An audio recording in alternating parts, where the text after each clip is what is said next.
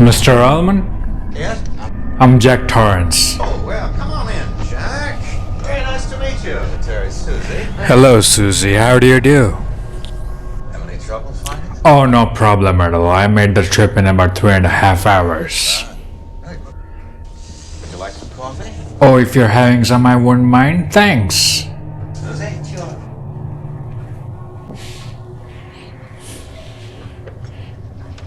Bill, I'd like you to meet Jack Torrance.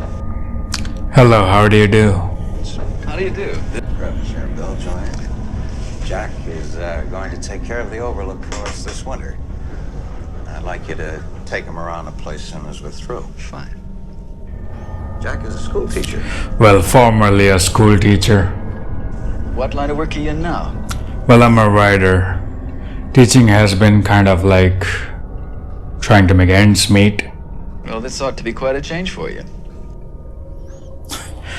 Well, I'm looking for a change. Our people in Denver recommended Jack very highly. And for once, I agree with them.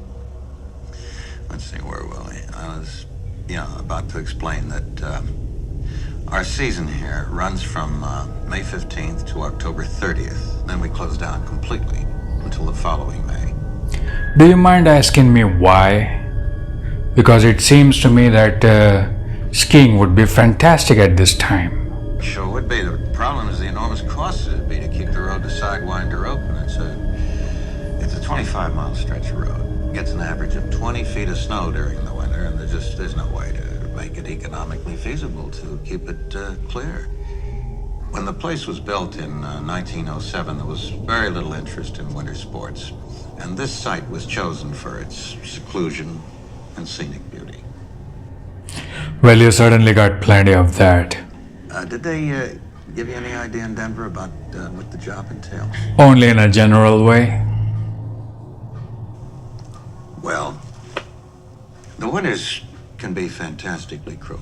And the basic idea is to cope with the very costly damage and depreciation which can occur. And this consists mainly of running the boiler, heating different parts of the hotel on a daily rotating basis, repairing damage as it occurs, and doing repairs so that the elements can't get a foothold.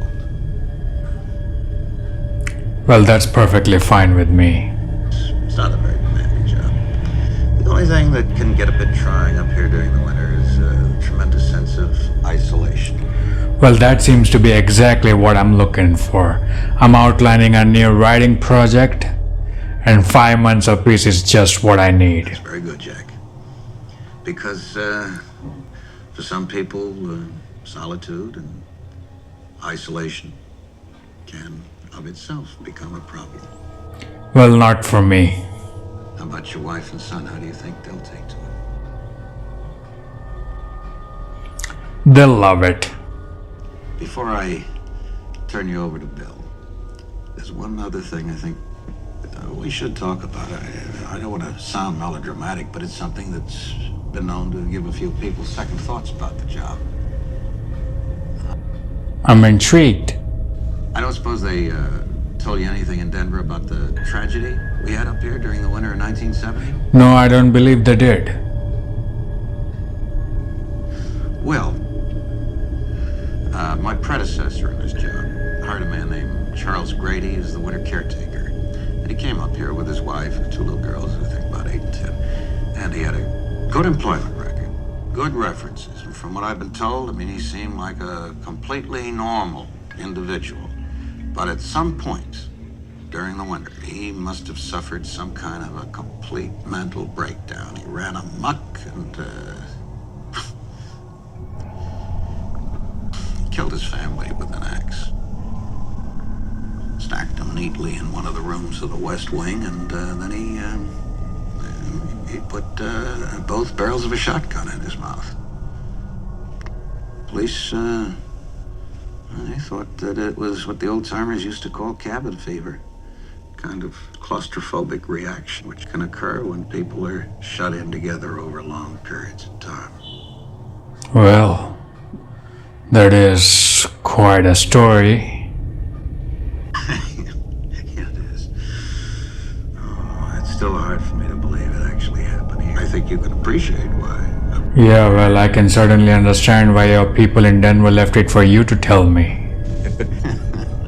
Well, obviously, some people can be put off by the idea of staying alone in a place where something like that actually happened. Well, I can assure you that's not gonna happen with me. And as far as my wife is concerned, I'm sure she'll be fascinated by it. She's a confirmed ghost story and horror film addict.